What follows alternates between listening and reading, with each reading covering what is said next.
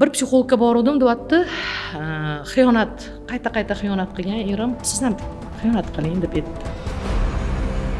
Odamlardagi depressiya tabiiy holdek bo'lib qoldi. Inson reallikni unutib qo'yadi. Erimni zaharlab o'ldirib qo'ysa nima bo'lar ekan? Suitsidni faqat esdan og'gan odamlar qiladimi yoki sog'lom odamlar ham qiladimi? Psixnevrologik dispanserda 17 stavka bo'sh o'rin bor ekan.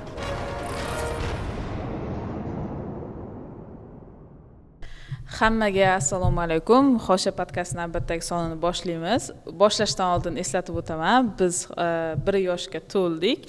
Buning uchun hamma muxlislarimizga rahmat. Biz bor yo'g'i 6 ta son chiqargan bo'lsak ham, bugun bizni YouTube'da 35 mingga yaqin vatandoshimiz kuzatyapti. Boshqa ijtimoiy tarmoqlar ham juda ham faol. Va bugungi podkastni uzoq cho'zmay boshlaymiz. Assalomu alaykum azizlar. Inobat aytib o'tgandek, mana 1 yil davomida sizlar bilan birga bo'ldik. Bugungi mavzuyimiz meni nazarimda shu o'tgan 1 yil davomidagi mavzularning ichida juda ham muhimlardan biri. Ya'ni bugun biz insonlarning ruhiy salomatligi, ruhiy psixologik salomatligi haqida gaplashamiz. Bugun davramizga ekspertlarimizni taklif qilganmiz. Hozir ularni sizga tanishtirib o'taman. Birinchi ekspertimiz Gavhar Darveshevna Teshaboyeva, 20 yillik tajribaga ega psixiatr, psixolog, PhD'lari bor, tibbiyot fanlari bo'yicha falsafa doktori, ya'ni va doktor Gavhar meditsina markazi asoschisilar. Va ikkinchi ekspertimiz Rahima Hamidullayevna Xonboboyeva, 15 yillik tajribaga ega shifokor, psixolog, psixiatr, tibbiyot fanlari bo'yicha falsafa doktori, Respublika tez tibbiy yordam ilmiy markazi toksikologiya jonlantirish bo'limi shifokor, suitsidolog. Boshlaymiz. Bugun aytib o'tganimizdek ruhiy salomatlik haqida gaplashamiz. Eng birinchi beradigan savolim ekspertlarimizga shu bo'lardiki, ruhiy salomatlik va ruhiy nosog'lomlik chegarasi qayerda?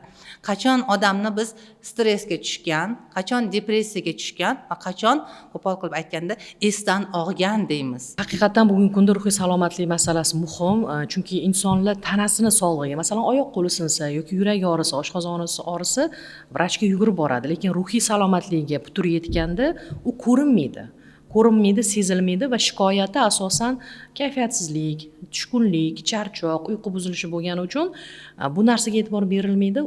O'sha joyda demak ruhiy salomatlik va kasallik o'rtasidagi chegarani odamlar bilolmay qoladi.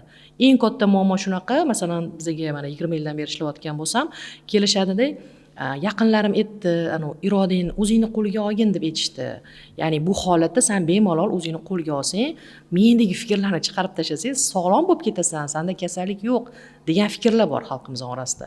Vaholanki agar insonda, masalan, deylik, 3 tagina simptom, deylik, tushkunlikning belgilari bor, kayfiyat pastligi, fikrlashni sekinlashi va harakatni sekinlashi. Mana shu 3 ta simptom, triada simptom 2 haftadan ortiq davom etdimi, buni ruhiy kasallik deb qaraymiz. Ya'ni masalan, yaqiningizni yo'qotdingiz yoki er-xotin orasida ajrim bo'ldi, shunga o'xshagan holat bo'ldi. 2 hafta siz xafasiz, kayfiyatingiz yo'q, uyqungiz buzilgan, bu norma. 2 haftadan oshdi, bu kasallik sifatida qaraladi. Ya'ni ruhiy kasalliklar bo'yicha tasnif bor. O'shanda har bitta kasallik bo'yicha o'zini belgilari bor. O'sha belgilar 2 haftadan oshdimi, albatta psixiatrga ko'rinish kerak. Bizda shu chegara yo'qolib qoladi. Ya'ni 1 yil o'tdi, 9 yil o'tdi, 10 yil o'tdi deb kelishadi. Afsuski, juda ham kech qoldirib 10 yil, 15 yillik kasallarni davolaymiz. Endi tasavvur qiling, masalan, oddiy yuragingiz og'riyapti-da, "Yo'q, hozir emas, 10 yildan keyin boraman" desangiz. O'sha odam yo'q bo'ladi, 10 yildan keyin yo'q bo'lmaydi. Ruhiy kasalliklarda nimagadir juda yengil qarashadi. Yoki o'sha stigma yuqorida, ya'ni odamlar nima deydi? Yoki men endi jinnimanmi? Bugun hozir mana ishdan kelyapman. Bir ayol o'sha qo'llarini kesib tashlagan, hamma ayollarini, o'sha ahvoli yaxshi emas, suitsid fikrlari bor. Aytayaptiki, nima qilsang bor, uyingga borib qilib kel. Ya'ni kasalxonaga bor, yurman seni psixiatrga olib boray emasda, nima bo'lsa bo'lgin, faqat o'zingning uyingda bo'lgin deb uyga jo'natyapti. O'sha holatda onasi bizga olib kelyapti, "Yo'q, qizimga yordam kerak. Psixiatr yordami kerak." Yaxshi ham kanallarni kuzatishar ekan, hozir mana ommaviy axborot vositalarida ham, internetda ma'lumotlar ko'p. Insonlar ba'zida o'ziga o'zi tashxis qo'yib keladi, biz xursand bo'lamiz.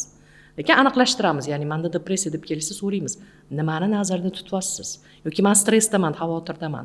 Qani menga ochiqlab bering, nimani o'zi nazarda tutyapsiz deymiz. O'sha juda ham chegara nozikda. 2 haftadan oshdimi, albatta psixiatrga borish kerak. Ha, mana hozir to'g'ri mavzuni ko'rsatdingiz, sekingina suitsid mavzusiga o'tyapsizda. Biz bu mavzuni o'zi ochishimizni sababi ham shu, o'sha ruhiy nosog'lomlik oqibatida odamni o'ziga va atrofidagilarga zarar yetkazayotgani oxirgi paytda ijtimoiy tarmoqlarda kuzatdik, juda ham ko'p keyslar bo'ldi. Masalan, farzandini o'sha ayiqqa tashlagan ayol keyinchalik niyatiga yetib yana uni joniga nuqta qo'ygani hayotiga, yoki yana o'sha farzandlari bilan birga turli holatlar, noxush holatlar bo'lyapti ayollarda, erkaklarda. Mana shu holat tufayli biz bugungi mavzuni ko'targan edik. Endi bizni hozir qiziqtiradigan eng birinchi suhbatimiz boshida aniqlab oladigan narsamiz borki, xavf qayerda, qachon hushyor bo'lish kerak atrofdagilar, qachon o'sha signallar bo'ladi, nimalarga e'tibor berish kerak, qayerga qachon murojaat qilish kerak. Bu sizga masalan psixiatr va sizga yana ham tor mutaxassis, o'sha suitsidolog sifatida savolimiz ikkalaviylarga ham. Ruhiy buzilishi kuzatilayotgan bemorlarda birinchi o'rinda yaqinlaridan va bemori o'zini shikoyatlarida paydo bo'ladigan yangi belgilar, biza simptomlar deymiz, shular kuzatiladi. Bular nima? Eng birinchisi uyqu sifati buziladi. Yo uxlamay qo'yadi yoki kunlab uxlab o'rnidan turmay qo'yadi. Emotsional deymiz, hissiy beqaror bo'ladi, besaranjom bo'ladi, bir joyda o'tira olmaydi. Fikrlari chalkash bo'ladi, savollarga deyarli to'liq javob olina olmaydi, yoki bo'lmasam o'sha sotsial o'zini rolida, masalan, ayoli bo'lsa yoki kelin bo'lsa, o'zini vazifalarini ketma-ketligini tartibi buziladi. Ruhiy beqaror bo'lgandan keyin yo o'ta xushchaqchaq kayfiyatda bo'ladi, eyforik holatda, yoki o'ta tushkun holatda bo'ladi, hadib burchaklarda yig'lab yurgan bo'ladi. O'zini ma'lum bir fikrlarida, buni ilmiy tilda frustratsiya deydi, fikrlari bilan mashg'ul bo'lib qolgani uchun atrofdagi odamlarga u izolyatsiyalangan holatda bo'lib tuyuladi. Ya'ni o'zini dunyosida, o'zini o'y fikrlarida bo'lib qoladi. Mana shu belgilar juda ham ruhiy zo'riqishga gumonni keltiradigan belgilar hisoblanadi. Bu xarakter bo'lish mumkin emasmi? Bir xil introvert bo'ladi, o'zi shundoq ham odamlarga qo'shilmaydigan bo'ladi yoki yig'loq bo'ladi tabiatan. Shunaqa masalan xolerikmi nima deymiz, uni sangvinikmi, qaysi biriga temperamentga bog'liq. Temperamentga bog'liq holatlari bo'lishi. Temperamentga bog'liq xususiyat bo'lsa, buni yaqinlari juda yaxshi tez anglay oladi. So'zsiz bizani noverbal deymiz, so'zsiz xatti-harakatlaridan ham anglab olish mumkin yaqinlari. Demak, keskin o'zgarish bo'ladi. Odatdagi xarakteridan keskin boshqacha o'zgarish, yangi xatti-harakatlar paydo bo'ladi. Shu signal bo'lishi kerak. O'zi bugungi kunda o'sha Jahon sog'liqni saqlash tashkilotlarining statistik ma'lumotlariga ko'ra, har 8 ta odamdan bittasida hayoti davomida bir marta bo'lsa ham ruhiy buzilish bo'ladi. Masalan, ruhiy buzilish deganda mana Rahima aytib o'tdilar, ya'ni inson har doimgi vaziyatidan boshqacharoq bo'ladi, lekin ruhiy kasalliklarga olib keladigan omillar juda ko'p. Mana birinchisi masalan ijtimoiy omillar, ya'ni men o'zim o'sha ilmiy ishimni qilganimda futbolchi ayollarni tekshirganmiz. Shunaqa holat bo'lganki, oylik vaqtida berilmayapti. Ayolda ichki zo'rakilik boshlanadi. Chunki ayol o'sha ba'zi bir futbolchi ayollarimiz oilada boquvchi bo'lgan. Oila vaqtida pul berilmagan. Bu narsa ham ularda ichki zo'riqishni va nevrozni kuchayishiga sababchi bo'lgan. Yoki keyingisi masalan, endi bu ko'proq ijtimoiy emas, tashkiliy omil deyiladi yoki moddiy omil deyiladi. Ijtimoiy omil, masalan, keldi, direktor bosim o'tkazyapti. Nimaga qilsan, nimaga natija yo'q, nimaga menga futbolda o'sha natija olib kelmayapsizlar. Bu ham bitta faktor. Keyingisi psixologik omil. Hozir aytib o'tdilar, temperament xarakteri har bitta shaxsda individual bo'ladi bu holatda. Ya'ni masalan, melanxolik bilan flegmatik tezroq depressiyaga tushib qolsa, xolerik bilan boyagi sangvinik ularda astenizatsiya, ya'ni nevrosteniya kuchli bo'ladi. Ular kuchli qo'zg'aluvchan shaxs bo'ladi. Bu ikkalasi tushkunlikka tushib o'tirgan joyda mana bu ikkitasi jang qiladi borib. Urushadi, menga buni qilib ber, buni qilib ber deb talab qiladi. Ya'ni bu ikkinchi biologik omil hisoblanadi. Insonni har bitta, ya'ni inson temperamenti tug'iladi, u bilan fitratda tug'iladi-da. Bu uni biologiyasida bor. Uchinchi omil xarakterga bog'liq psixologik omil deyiladi. Ya'ni aytganingizdek, shizoidlar bor, ular ruhiy muammo bo'lsa battar introvertlashib ketadi, izolyatsiya bo'lib qoladi aytganlaridek. Yoki ba'zida steroidlar bor, ular omma oldiga chiqib yana ham diqqat e'tibor markazida bo'lishni xohlab, yana ham e'tibor talab qilib, agar to'g'ri yo'l bilan e'tibor berishmaydigan bo'lsa, endi o'g'irlik bilan, janjal bilan, uyga ketib qoladigan ayollar masalan u yerda ham o'sha demonstrativ usulda o'ziga qaratish usul nimalarini qilib boradi.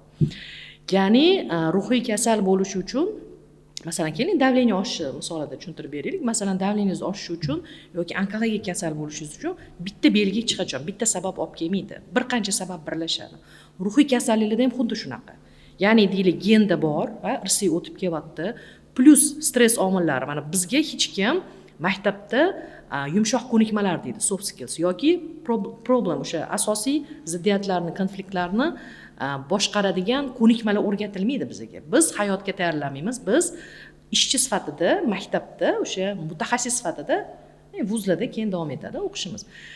Hayotga kelganda qiyinchiliklarni yengishda bizda ko'nikmalar yo'q. Ana o'sha ko'nikmalarning yo'qligi ham ijtimoiy omil sifatida yuzaga keladi. Ya'ni qiz bola turmushga chiqdi yoki o'g'il bola uylandi, birdaniga qanaqadir muammo bo'ldi, bu ijtimoiy faktor.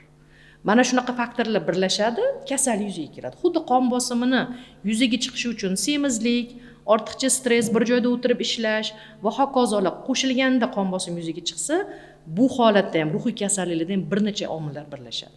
Hech qachon bitta omil, chunki mana olib kelishadi qizini. Qizim turmushga chiqqandan keyin shunaqa bo'lib qoldi deyshadi. Keyin men aytaman, bu bekor gap deyman. Bu noto'g'ri gap. Chunki biz onani kuzatamiz, otani kuzatamiz, oilani kuzatamiz va umumiy kartina bizda paydo bo'ladi.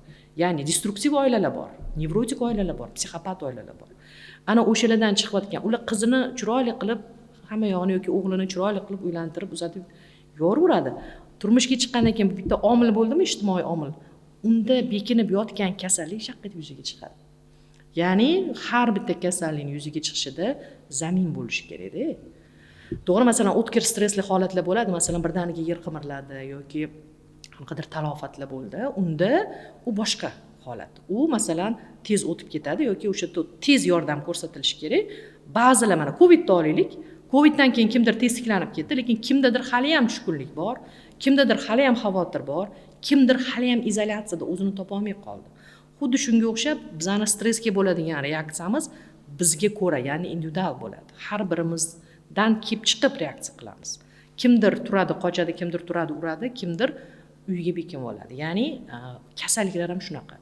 Individual holat, har bittasida o'ziga yarasha faktorlari bor va o'sha faktorlar birlashganda ruhiy kasallik yuzaga chiqadi va xalqaro kasalliklarning tasnifi bor. Bir necha o'tdi, juda ham ko'p. Oxirgisi mana 2019-yilda chiqdi. MKB 11 deymiz yoki ICD 11 deyiladi. O'tda juda 100 dan ortiq kasalliklar bor va 100 dan ortiq kasalliklarni 100 dan ortiq, 1000 dan ortiq simptomatika bor. Men hali bittasini aytdim, kayfiyat pasayishi, fikrlashni sekinlashi va harakatni pasayishi. 100 dan ortiq bu ruhiy kasalliklar. Ruhiy kasalliklar. Va bizning xalqimizda shunaqa tushuncha borki, ruhiy kasalliklar bolnitsasida yotadiganlarnigina ruhiy kasal deb hisoblashadi. Vaholanki jamiyatimizda nevrotiklar bor, psixopatiya bor. Masalan, endi biz hozir uni yengillashtirib shaxs buzilishlari deymiz. Nevrotik demaymiz-da, stress bilan bog'liq nevrotik buzilishlar deb. Yoki oraliq holatlar deymiz. Mana nevroz deb tashxis qo'yishimiz uchun masalan ta'rif bo'yicha biz o'rganganmiz psixiatriyada, ya'ni nevroz bo'lishi uchun inson 6 oy davomida qaysidir bir passiv, negativ qo'zg'atuvchi muhitida yashash kerak.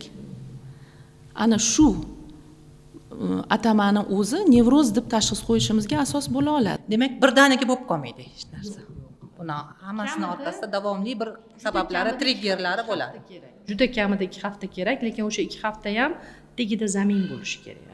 Tuproqni tayyorlab qo'ysa ota-ona farzandini noto'g'ri tarbiyalab uzatganda, uylantirganda bu narsa yuzaga chiqishiga imkon bo'ladi.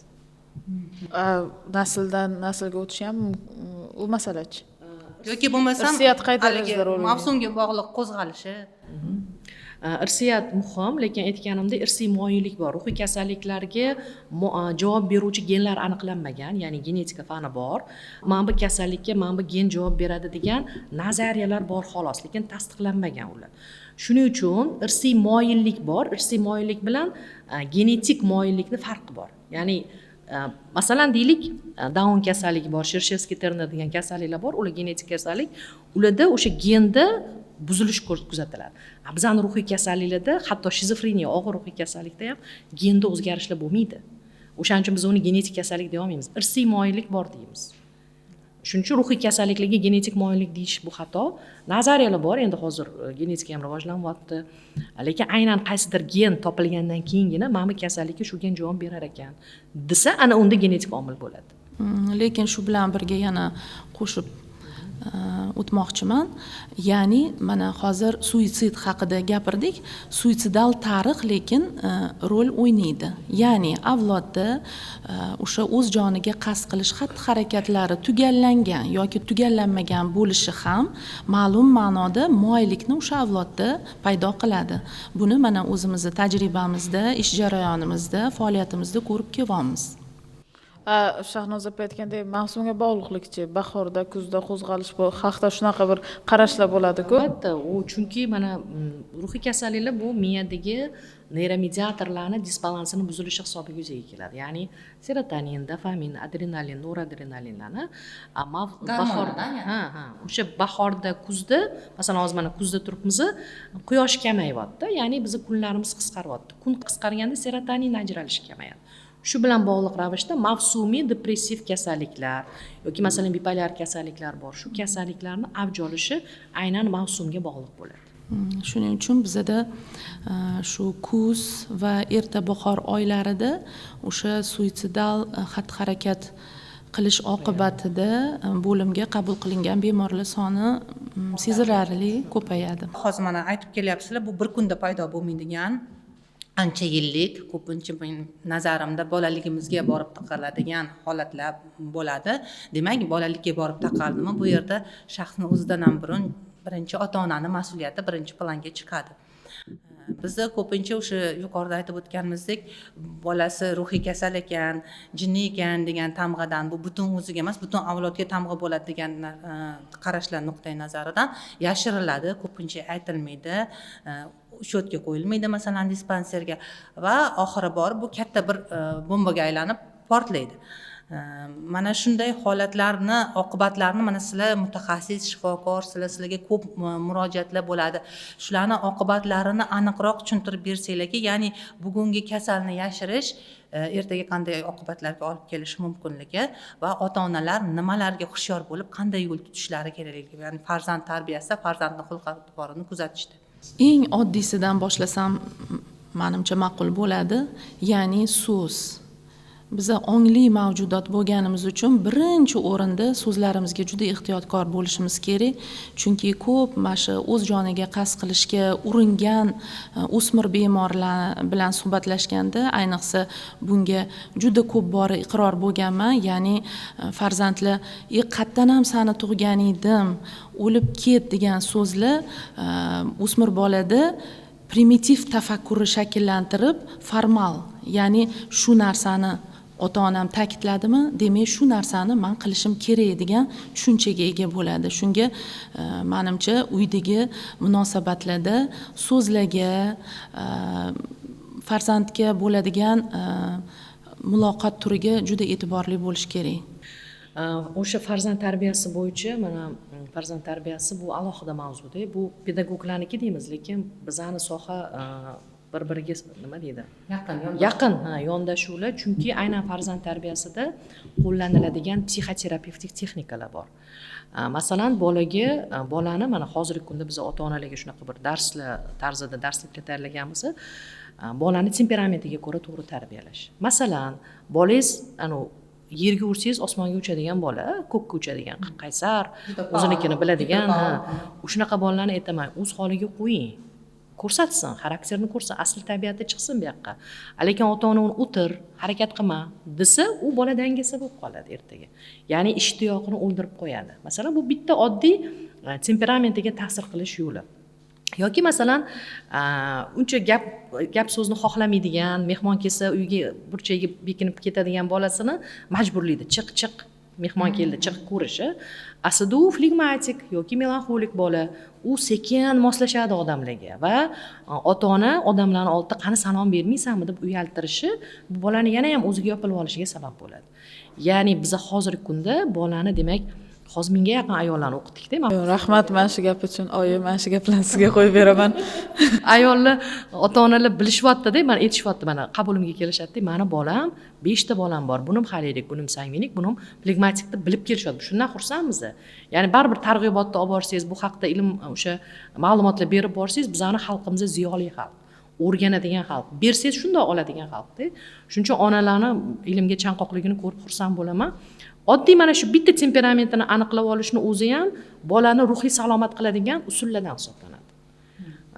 Demak, xolirik bilan sangvinikka imkon berish, chunki sangvinik bolalarni ota-onalar olib keladi va "Bitta endi shu bolam" deydi. Nimaga desam, beqaror, bugun deydi oshpaz bo'laman deydi, ertaga desangiz jurnalist bo'laman deydi, qarori yo'q deydi. Men aytaman, siz qo'llab-quvvatlab turing. Bu sangvinik, qarori tez o'zgaradi. Siz har qanaqa joyda, bolam, men senga ishonaman. Eplaysan, uni ham eplaysan, buni ham eplaysan. Yoki bugun futbolga boradi, ertaga karatega boraman dedi. Mayli, borsin, o'zini sinab ko'rsin. Ya'ni o'sha ular aytganlaridek ota-onaning so'zi, ota-onaning tarbiya usuli juda ham ahamiyatga ega. O'sha mana pedagogikada bolani to'g'ri va noto'g'ri tarbiya usullari bor-da. Men o'sha darslarni boshlaganimda ota-onalarga aytaman, qani to'g'ri tarbiya usullari qanaqa desam, javob yo'q. Lekin vaholanki ular o'sha farzand ko'rib bo'ldi. Biz masalan, siz mana jurnalistsizlar, ya'ni qayergadir ishga borsangiz, sizni diplomingizni ko'radi, sizni tayyorgarligingizni ko'radi, professionallikni tekshirish imkoni bor. Lekin bizni tayyorlanmasdan ota-ona bo'lamiz-da. Bizani ota-onalarni tayyorlaydigan maktab yo'q. Biz turmushga chiqdik, ona bo'ldik. Xuddi majburiyatda, yoki yigitlar uylandi, ota bo'ldi. Vaholanki buni aslida ilmi bor. Masalan, bizani dono xalqimizda shunaqa hikmat bor, beshikdan qabrgacha ilm izla. Mana shu joyni bir men tafsirini, yana ham kengaytirilgan variantini o'qidim. Bu degani doim ilm emas. Har hayotingni kerakli paytida, masalan, sen qaynana bo'lmoqchisiz. Masalan, men hozir qaynanalikka tayyorgarlik ko'ryapman. Sovchilik odoblarini o'rganyapman. Qaynana qanaqa bo'lish kerak? Ya'ni har bitta turmushimizni o'zini bosqichini, o'zini ilmi bor. Demak, kelinlikka ham qizni tayyorlangandek, kuyovlikka ham yigitlarimiz tayyorlanishi kerak.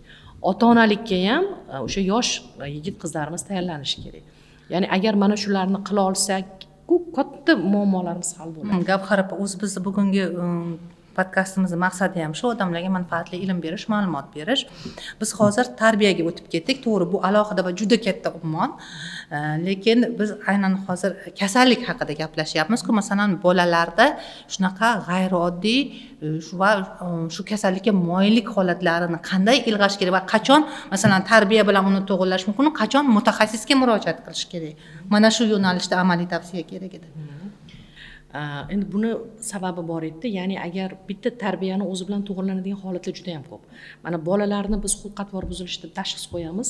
Qachon uydan qochib ketsa, o'g'irlik qilsa yoki o'sha ota-ona bilan doim ziddiyat bo'lsa, lekin o'sha narsa bitta qilinganda biz uni patoxarakterologik reaksiya deymiz. Bitta qilganda o'sha bitta tarbiya usulini to'g'irlash orqali uni to'g'irlab olsa bo'ladi. Masalan, bolangiz bo'lmaydi. Ya'ni bola o'g'irlik qildi, o'tirdingiz, tushuntirdingiz, suhbat olib bordingiz, u reaksiya.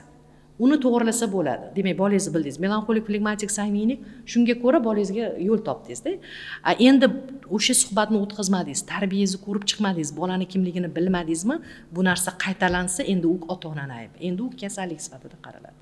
O'shaning uchun ruhiy o'zi umuman har doim aytaman, mana bizani klinikamizda shunaqa bir nimamiz borki, bolalar psixiatrimiz bepul ko'radi. Nimaga? Bizga jamiyatga mana deylik 30 yildan keyin ruhiy sog'lom insonlar kerak. O'shaning uchun hozirdan bolalarni mayli ota-ona o'zi aslida ota-ona bemor bo'lsa, bola bemor bo'ladi-da. Lekin har holda bizga jamiyatga ruhiy sog'lom bolalar yetishib chiqsin, jamiyatimiz baxtli bo'lsin. Farobiyni Fozil odamlar shahrida yozganidek fozil kishilar bo'lsin desak, hozirdan bolalarimizni ruhiy sog'lom qilib borishimiz kerak ekan. O'shaning uchun bu reklamatsiya bo'ladimi? Ya'ni xohlagan odam olib kelsin, detskiy psixiatrimiz tekin ko'rib beradi. Bir kunda 10-20 ta kasallikcha. Shizofreniya, og'ir holatlari yoki vaqtinchalik ruhiy buzilish yoki shunchaki vaqtinchalik stress, shularni tashxislash qanday bo'ladi? Uni bitta ko'rikda tashxis qilsa bo'ladimi?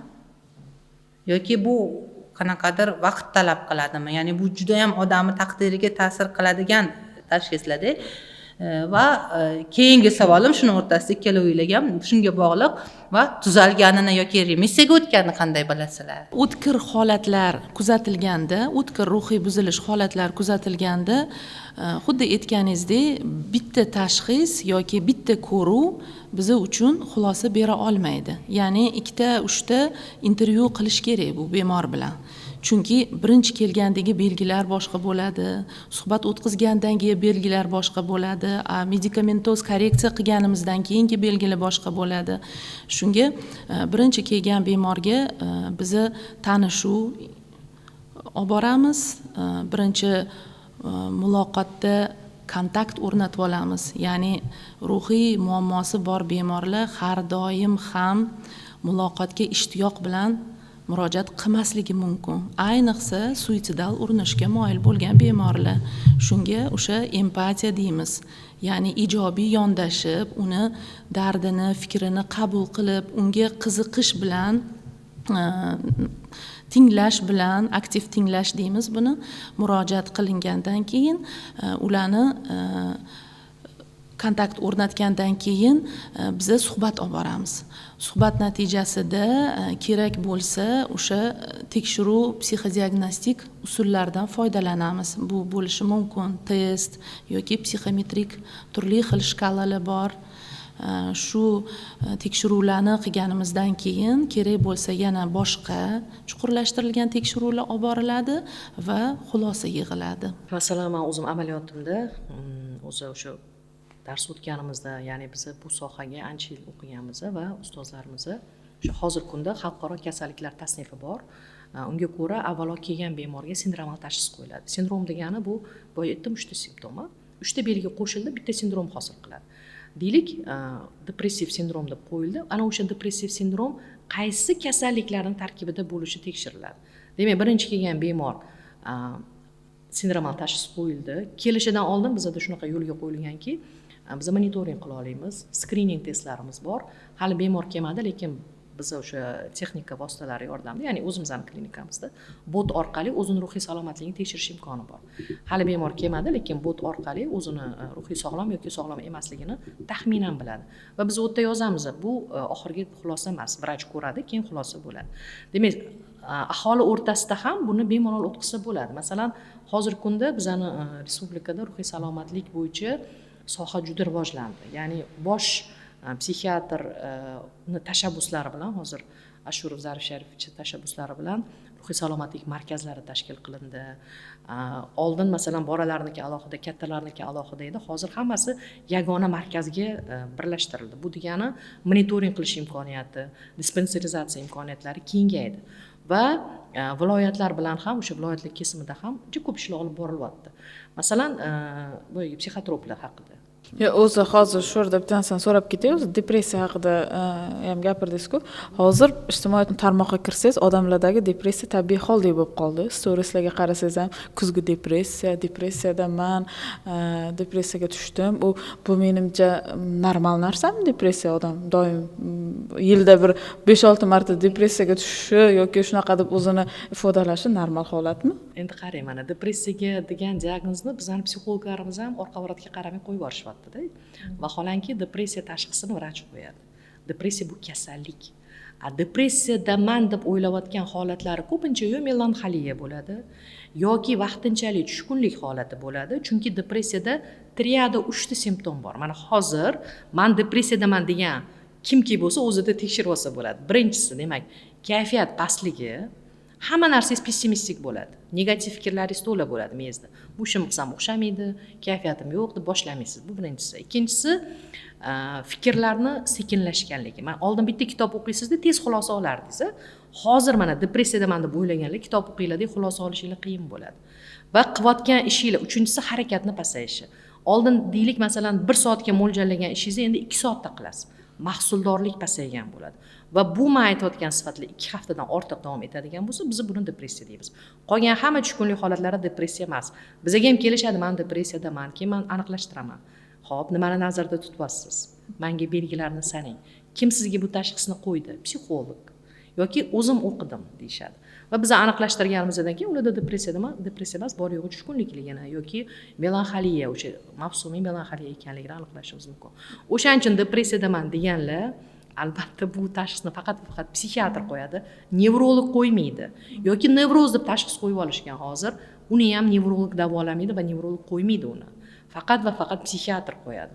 O'shaning uchun o'zimizga o'zimiz psixiatr bo'lolmaylikda, psixiatrga bir marta borib ruhiy salomatlikni tekshirtirib ko'rishni tavsiya etaman. Bu videoni depressiyadaman degan tanishlaringlarga jo'natib qo'yinglar. Depressiya demak, depressiya va tushkunlik boshqa narsalar. Sal kayfiyat tushib qolsa depressiya deyavermanglar. Depressiya jiddiy tashxis qo'yiladigan kasallik. Shu bilan birga ilmiy adabiyotlarda guvoh bo'lganimizdek, bir yilda 3-4 marta kayfiyati besabab tushkun bo'lib, uni 3-4 kungacha davom etishi bu normal holat.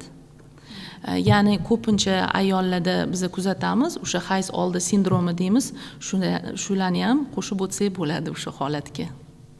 Biz o'zi bu podkastni ochig'i ijtimoiy tarmoqlarda o'z joniga xas qilish bilan bog'liq holatlar ko'payib, muhokama bo'layotgan paytda o'ylagandik va savollarni shakllantirdik va ancha vaqt tayyorlandik nisbatan. Shahnoz opa, tez trend topib tashlaydigan mavzu emas, tushuntirish kerak. Hammalaringiz o'qigan bo'lsangizda kerak, o'sha farzandini bir necha yil oldin ayiq qafasiga tashlagan ayol ma'lum bir vaqt o'tgandan keyin baribir o'sha farzandiga dahshatli darajada o'ldirdi o'sha qizini va bu holat yana ruhiy muammolar, jamiyatdagi ruhiy holat haqidagi bahslarni yana kuchaytirib yubordida. Albatta u ayolga ruhiy kasallik tashxisi qo'yilgan, to'g'ri, lekin bu yerda asosiy bahs nimada bo'ldiki, u ayol qaysi asosga ko'ra ochiqda yuribdi, uyiga ruxsat berilyapti deb. Shu yerda savollar ko'payadi. Mutaxassis, shifokor ruhiy kasallikka chalingan bemorni shu bemalol uyiga borishi, jamiyatga qo'shilishi mumkinligini qanaqa usullarda tekshiradi va xulosa beradi. Mutaxassis sifatida shuni tushuntirib bersangiz. Aynan mana bu ayol misolida demoqchi emasman. Ruhiy kasalligi bor bemorni jamiyat uchun xavfsiz degan xulosa ruxsat berishda qanaqa asoslar bo'ladi? Mana bizda o'zi o'sha ruhiy bemorlarga yordam ko'rsatish haqida psixiatriya yordam to'g'risida qonun bor. 2021-yil yangi tahrirlangan va o'sha qonun asosida ishlaydi bizning O'zbekistondagi butun psixiatriya xizmati. Demak, unga ko'ra bizda o'sha o'tkir psixoz holatlari bo'ladi. O'tkir psixoz holatlarida bu ruhiy kasalliklar shifoxonasiga joylashtiriladi. Demak, o'sha ayol ham shunga o'xshagan holatda ham agar birdaniga shunaqa tajovuz bilan, agressiya bilan muloqot bo'lgan bo'lsa, to'g'ridan to'g'ri o'sha 03 ga telefon qilib u psixbanitsaga, ya'ni ruhiy salomatlik markaziga joylashtiriladi. Undan keyingi taqdiri nima bo'ladi u yerda? Demak, u yerda vrachlar davolashadi, uni tashxis qo'yishadi va o'sha uyga chiqarishdan oldin bitta vrach emas, vrachlar komissiyasi u ayolni holatini baholaydi. Masalan, endi taxminim bo'yicha, masalan, shunga o'xshagan kasalliklarni biz shizofreniya deb, o'sha shizofreniya bu uzluksiz kechadigan kasallik, lekin orada remissiya bo'ladi. Remissiya degani bemorning ahvoli yaxshilandi, unda agressiya yo'q, qanaqadir noto'g'ri fikrlar yo'q. Masalan, o'sha bolasini o'ldirish haqidagi fikrlar yo'q. Yaxshilandi, simptomlar kamaydi, vrach uyiga dori yozib beradi. Mana shu dorini ichib turadi deb endi kasalxonadan bemor dispanser ko'rigiga o'tadi. Bu degani ochiqqa chiqdi degani. Xo'p, endi dispanser ko'rigida psixiatr uni nazoratini davom etadi, lekin bizning hamma bemorlarimiz vrachga vaqtida bormaydi. Dorini vaqtida ichmaydi. Hattoki mana shu dorini vaqtida ichish bo'yicha ilmiy tadqiqot o'tkazilgan. Shu tabletkalarni solingan idishlarga datchiklar o'rnatilgan. Masalan, og'ir yurak kasalliklari, ya'ni dorini ichmasa o'limga olib keladigan holatda hattoki bir kunda 3 mahal dori ichish kerak bo'lsa, o'sha datchik bir martagina korobka ochilib tabletka olinganligini ko'rsatgan. Hattoki sog'lig'iga xavf bo'lgan holatda ham bizning bemorlarimiz juda ham sog'lig'iga befarqligi. Bu Yevropada o'tkazilgan tadqiqot, endi bizda ham shunga o'xshash holat bo'lsa kerak. Demak, bemor больницаdan chiqdi, dispanser nazoratiga o'tdi, lekin psixiatr u bemor bilan birga yashamaydi-ku. U dori ichyaptimi yoki dispanser ko'rigiga boryaptimi, ahvoli qanaqa? O'sha joyda jamiyatga chiqib ketish holatlari bo'ladi. Buni xuddi jinoyatchini ishiga o'xshatish mumkin. Masalan, jinoyat qilgandan keyin chiqdi qamoqxonadan, lekin hech kim kafolat bera olmaydi uni yana bir marta jinoyat qilmasligiga. Ya'ni o'sha jinoyatchini ozodlikka qo'yib yuborayotgan prokuror deymizmi yoki advokat deymizmi, jinoyatchi bilan birga yashamaydi-ku. Xuddi shunga o'xshab psixiatrda ham unaqa nima yo'q. Doimiy kuzatuvda bo'lmaydi, lekin u jamiyatga chiqishi uchun u bitta vrachning xulosasi bilan chiqmaydi. 10 ga yaqin vrachlarning xulosasi bilan chiqadi. Demak, chiqishiga asosli sabab bo'lgan kasallikning retsidiv davri bor, retsidiv bu qo'zg'agan davri va remissiya davri bor. Remissiyada hamma simptomlar yo'qoladi.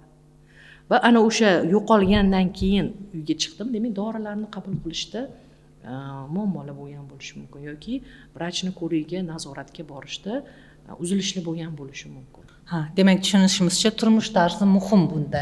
Odatlar, vaqtida dorini ichish, vaqtida shifokorga ko'rinish, ya'ni nafaqat u odam o'zi, atrofidagilarda ham mas'uliyat bo'ladi.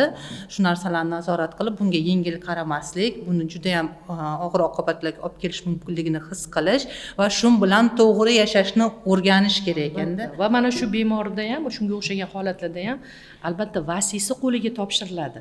Chunki ruhiy bemorlar o'ziga o'zi xizmat ko'rsatish yoki o'zini o'sha layoqatsiz deb topilgan paytda ularga vasiy tayinlanadi. Ota, ona, turmush o'rtog'i bo'lishi mumkin. Ularni ham nazorat ostida bo'lishi kerak bo'ladi. Chunki vrachga yetaklab boradigan vasiylari bo'ladi ko'pincha. Ya'ni bu bitta omilga bog'liq emasda, bir qancha omillar, lekin bizning respublikada ruhiy bemorlarga yordam ko'rsatish sistemasi to'g'ri tashkil qilingan. Faqat har doimgidek bizda vrachlar yetishmaydi, masalan. Kechagina bitta e'longa ko'zim tushdi. Psixnevrologik dispanserda 17 stavka bo'sh o'rin bor ekan. 17 ta psixiatr yo'q degani. Tasavvur qiling. Sababi nima? Psixiatr bo'lishni xohlashmaydimi? Chunki emotsional jihatdan qiyinroqda. Har kuni sizga o'sha ijtimoiy og'ir muammolari bor bo'lgan bemorlar keladi, agressiv bemorlar keladi, tushkun bemorlar keladi, xotin bir-birini pichoqlaydigan vaziyatlar bo'ladi masalanda. Ya'ni hamma ham, ya'ni hatto mana biz Toshkentni bitirganimizda ham psixiatr bo'ladigan 60 tadan bitta men bo'lganman. 60 ta, 59 tamiz boshqa kasblarga ketgan. 120 ta bitirgan ekanmiz. 120 tadan bitta men psixiatr bo'lganman. Ya'ni bu statistika va psixiatriyada bizda nima bor? Kasb, vrednost bor. Ya'ni boshqa vrachlarga nisbatan o'sha vrednost ko'proq bo'lgani uchun endi hamma ham hozir tinch yashashni xohlaydi yoki bu qanaqadir kompensatsiya qilinadimi? Masalan, qo'shimcha ustamalar oylikka yoki ertaroq pensiyaga chiqish va hokazo tarzida bormi? Ustama bor, oylikka qo'shimcha, lekin pensiya yoshi bir xil. Ustamani men to'g'risi davlat ishxonasida ishlamagan uchun bilmayman. 30% dan 50% gacha ustama haq to'lanadi. Ayniqsa reanimatsiya muhitida ishlasangiz yoki o'sha suitsidolog, psixiatr bo'lib ishlaganda ustama haq to'lanadi. Lekin bu vakansiyalardan xulosa qilsak, bu yetarli emasga o'xshayapti. Bu jozibadorligini, ya'ni shu sohani jozibadorligini hali yana oshirish kerak. Ya'ni bo'lajak shifokorlar shu sohani tanlash uchun nimalardir qilish kerak degan xulosaga kelyapti, to'g'rimi? Endi hozirgi kunda ancha imkoniyatlar kengaytirildi, ya'ni psixiatriyaga ko'proq masalan byudjet o'rinlari ajratilgan. Hozir qilinyapti. Mana endi buni natijasiga ozgina vaqt kerak. Natijasini 5-10 yilda bildiradi natijasini. Masalan, biz kirgan paytimizda byudjet o'rin bitta bo'lgan. O'sha byudjet bitta o'ringa biz kirganmiz, masalanda. Grant o'rin, kontrakt o'rinlar ko'p bo'lgan. Hozir o'sha byudjet o'rinlar kengaytirilyapti. Ya'ni talaba o'zi mayli hop puli yo'qligidan ham kelib o'qisin deb psixiatr bo'lsin degan bir anaqa imkoniyat masalan. Bu podkastda tayyorlanishdan oldin bitta psixiatr bilan gaplashganimizda ruhiy buzilishi, ruhiy kasallikni aniqlash nihoyatda og'ir. Ba'zan o'sha nima deydi, professorlar, olimlar bu tashxisni qo'yadi-ki, haqiqatdan ham nima deydi, men balkim ruhiy kasalliklar, ruhiy kasalligi bor odamlarning jinoyatlari haqida ko'p o'qiganligim uchunmi, shunaqa filmlar ko'p ko'rganligim uchunmi, siz boya remissiya dedingiz-ku, ularni normal hayotga qaytgani, tinch sokinlashgani, lekin bir qotillar, maniaklar psixologiyasini o'qisangiz ham ular odatda yuvosh, omma oldida o'zini juda ham namunali tutadigan insonlar bo'ladi-da. Shuni aytmoqchi bo'lganim, qanaqadir xatoliklar ham, yanglishliklar ham bo'lishi mumkinmi? Tashxis qo'yishda masalan aldamchi holatlar bo'lishi mumkinmi? Endi qarang, hozir siz aytayotgan holatlar bu shaxs buzilishlari deyiladi. Bizda afsuski shaxs buzilishlari bilan psixiatrlarga murojaat qilinmaydi. Afsuski. Agar masalan doimiy ravishda zo'ravon bo'ladigan bo'lsa, uni ayoli murojaat qilishi mumkin.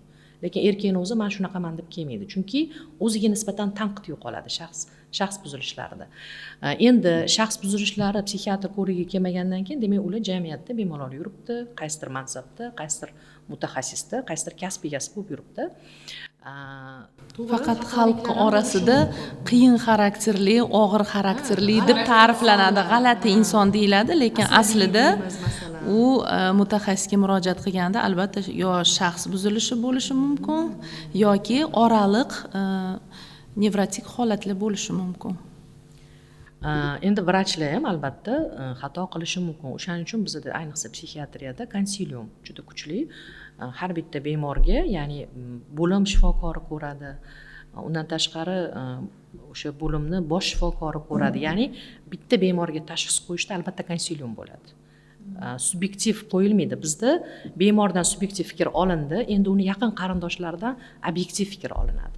Birlashtiriladi, hayot anamnezi yig'iladi, kasallik anamnezi yig'iladi, subyektiv va obyektiv anamnez qo'shiladi, birlashtirib tashxis qo'yiladi. Va albatta kuzatuv, dinamikda biz kuzatuv. Eng ko'p foydalanadigan metodlaringiz kuzatuv, demak. Albatta, chunki mana qarang, masalan, rentgenologga borsangiz, uni instrumenti borda, nevrologga borsangiz bolg'acha. Bizda faqat so'z.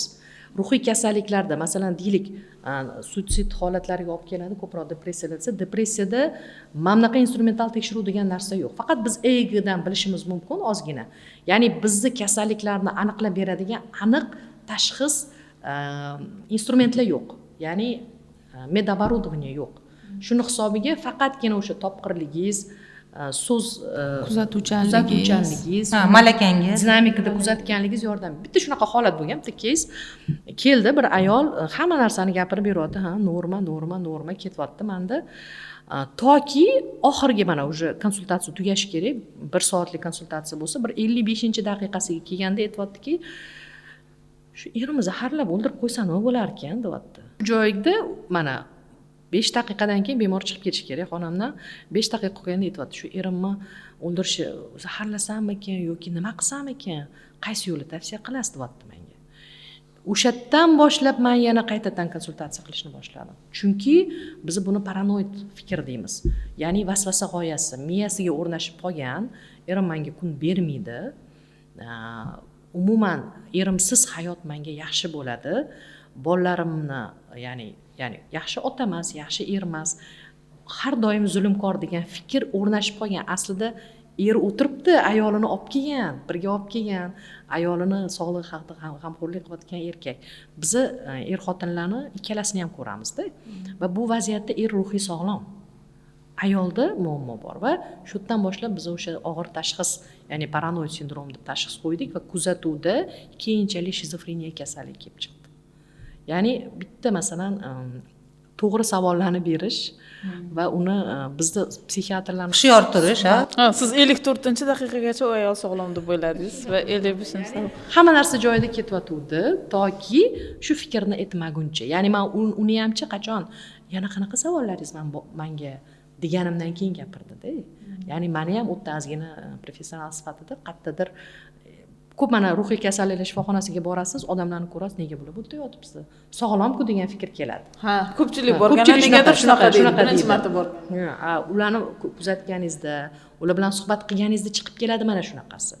Masalan, yana bitta shunga o'xshagan keysimiz bor. Bir kun kelyapti bitta bemorimiz gapirib beryapti, meni qarindoshlarim unaqa, palonchim u joyda ishlaydi, yana kimdirim yaqin joyda ishlaydi. Chunki biz Amir Temur avlodiga borib taqalamiz deydi, deyapti oxirgi gapi. Mayli, agar o'sha shajara tuzilgan bo'lsa, u ilmiy asoslab bersa, biz unga rozimiz, lekin u yerda asos yo'q. Vasvasa g'oyasi miyasini qamrab olgan. Yoki masalan ozgina ilmi bo'ladi, mana hozir ijtimoiy tarmoqlarda ko'payib ketgan, Dunning-Kruger effekti bor. Ya'ni oz biladi, ko'p bilaman deb o'ylaydi. Va o'ziga o'ta qimmat baho berib yuborgan. Men zo'r mutaxassis, Instagramga yozib qo'yishadi, nomer 1 mutaxassis. Men so'rayman, kim beribdi ekan shu nomerni bunga? Yoki O'zbekistondagi birinchi raqamli mutaxassis. Men hayron bo'lib, bizda shunaqa reyting bormi deyman-da. Ya'ni bizda qaysidir mutaxassisga reyting berilmaydi. Demak, bu insonlarda ham ruhiy buzilish. O'ta qimmatli g'oyasi bor o'zi haqida. Dunning-Kruger effekti bo'lishi mumkin. Chunki masalan bizni diplomimizda bor narsani yozamiz. Diplomimizda psixiatr, narkolog, psixoterapevt deb yozilgan. Mani oldimga ham kelishadi, psixoterapevtman deyishadi. Psixoterapevt faqat vrachda, u psixolog, psixoterapevt bo'la olmaydi. Terapiya so'zi o'zi davolash degani. Xullas, men so'rayman, psixoterapiyani qayerda o'qidingiz? Toshkentni bitirganmisiz? Yo'q. Qayerda o'qidingiz? Palonchini psixoterapiya degan kursida o'qidim. Siz psixoterapevt emassiz, mani oldimda aytdingiz, boshqa joyda aytmang bu gapni deyman. Chunki hozir shu ma'lumotingiz bilan odamlarni chalkashtiryapsiz. O'zingiz haqingizda firibgarlik qilyapsiz deyman. Chunki sizni psixoterapevt degan diplomingiz yo'q deb tushuntiraman. Keyin tushunishadi, ha deb. Yoki masalan, toifa qo'yib olishadi o'ziga. Hozir psixologlarning orasida moda bo'lgan shu. Psixologlarga toifa beradigan bizda muassasa yo'q. Oliy toifali psixolog deb qo'yib olishadi. Vrachlarni malakasini oshirish markazi bor. Biz u yerda har 5 yilda olamiz toifa. Ularda yo'q. O'shaning uchun har men bemorlarga aytaman, umuman aholiga kimga boryapsiz, qayerda bitirgan, o'sha haqidagi to'liq ma'lumotga ega bo'ling. Chunki siz ayniqsa ruhiy salomatligingizni boshqani qo'liga to'g'ridan-to'g'ri topshirib qo'ya olmaysiz. Masalan, deylik, xirurg Angliyada o'qib keldi, O'zbekistonga keldi, organlar o'sha yurak, o'sha jigar, o'sha buyrak. Boshqacha ilm kerak emas, lekin psixiatriya, psixoterapiyani Angliyada, Amerikada o'qib keldimi, bizning mentalitetga moslashi muhim. Psixologiyani hattoki chet elda o'qib keldimi, bizni qadriyatlarimizga moslashtirish kerak. Chunki bitta vaziyat bo'lgan, o'sha bir ayol kelyapti, eri xiyonatkor ekan. Bir psixologga bordim, deyapti, qayta xiyonat qilgan erim, siz ham xiyonat qiling deb aytdi. Va shu ishni qilgan ayol bor. Endi esa suitsidal fikrlar u ayolda. Ayblash o'zini. Men nimaga bu ishni qildim? Nimaga men buni ayolning oldiga bordim? Nimaga men shu ishni o'zimga ravo ko'rdim deb o'zini o'ldirishgacha boryapti-da shu ayol. Va mana shu psevdo mutaxassislarimizni o'zini oldida olib qolayotganligi, ya'ni kompetensiyasi yetmaydi.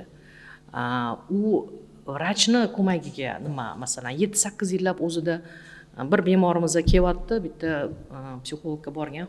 4 yil o'qidim deyapti. Men aytdim, 4 yil nimani o'qidingiz desam, kurslarini. Ana hozir bizda kursamaniya bo'lib ketdi-yu, hamma kurs oladi, kursda o'qiydi.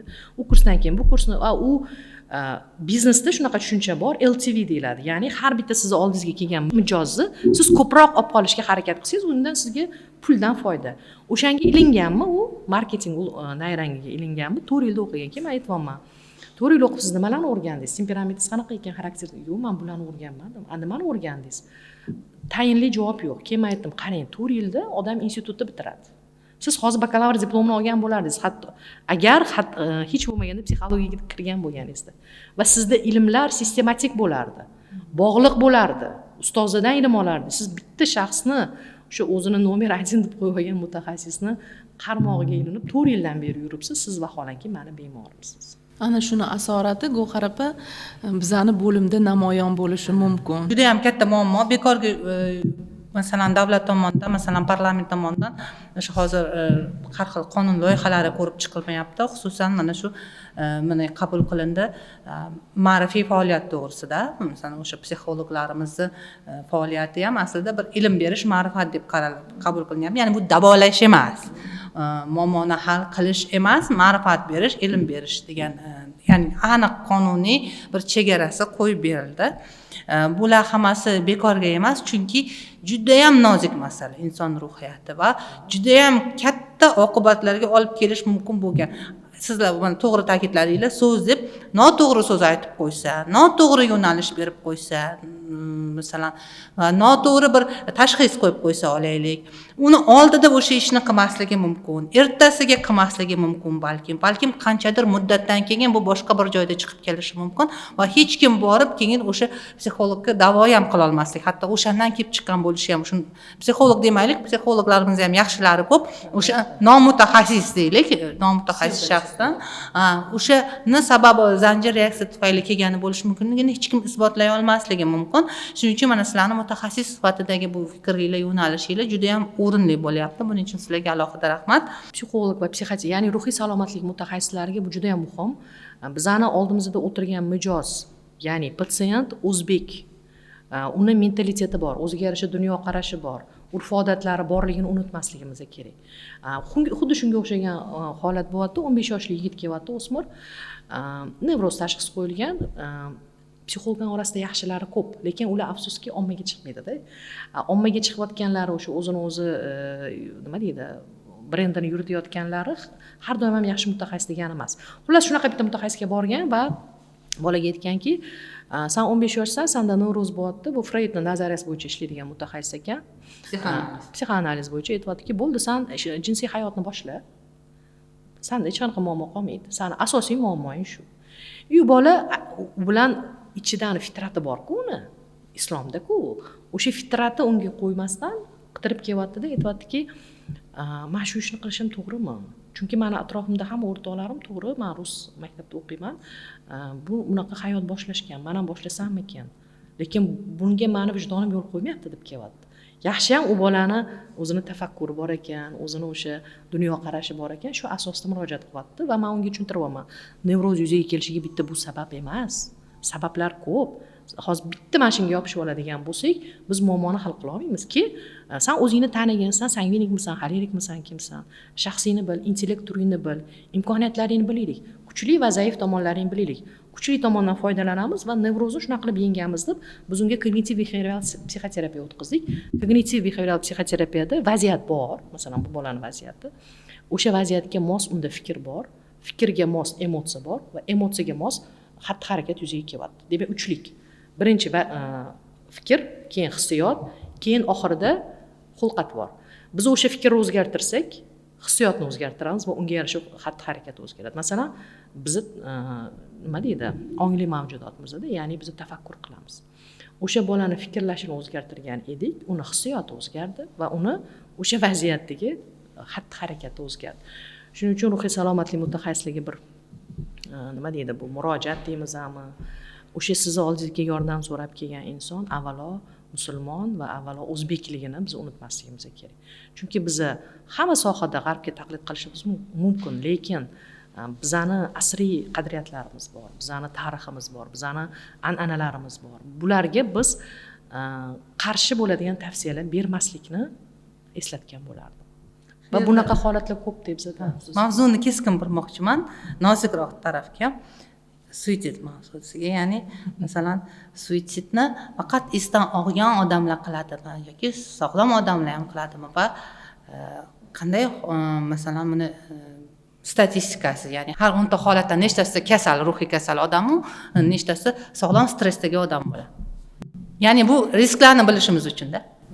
Oddiy bir misol bilan aytib berishim mumkin. Masalan, biz ilmiy ishlar, shu o'z joniga qasd qilish bo'yicha turli ko'p tekshiruvlar olib borganimiz natijasida bitta kichkinagina Zotov, Lyubov olimlarimizni maqolasi bilan ochib berishim mumkin. Ya'ni bu olimlar butun dunyodagi eng yirik ko'priklarni o'rganishgan. Ko'priklardan sakrab o'z joniga qasd qilgan bemorlarni-da. Shu narsaga guvoh bo'lishganki, mana o'sha San Fransiskoni eng katta Zolotoye Varota deydi. Shunaqa ko'priklarni hammasida masalan 100 yil davomida nechta odam o'z joniga qasd qilib halok bo'lganini analiz qilishganda birgina oddiygina xavfsizlik choralari ko'rilmaganini o'zi suitsid xavfini ko'paytirganini isbotlab berishdi-da shu maqolada. Ya'ni aytmoqchi bo'lganim, turli xil o'z joniga qasd qilishga yetaklaydigan usullarni ham o'z chegarasini qo'yish, ularni o'sha ommaga yoki bo'lmasam insonlarni ehtiyojiga erkin qo'ymaslik ham ma'lum ma'noda bizani o'sha joniga qasd qilish xavfini kamaytiradi. Ya'ni masalan, mana yil boshidan beri dorilarni o'sha turli xil dori vositalarini erkin sotuvini chegaralash, psixotrop, ayniqsa psixotrop ta'sirga ega bo'lgan dori vositalarini chegaralash ham ma'lum ma'noda o'sha o'z joniga qasd qilish harakatlari, bizni popitka deymiz, mana shu ilmiy markazimizga murojaat qilgan bemorlarni sezilarli pasayishida ham o'z ifodasini ko'rdik. Ya'ni retsept shifokor yozib bermagandan keyin mana provizorlar yaxshi ishlashyapti. Umuman erkin sotuvda o'sha man qilingan dorilarni olisha olmayapti. Masalan, ko'proq antidepressantlarni, psixotrop guruhiga mansub bo'lgan dorilarni kim oladi?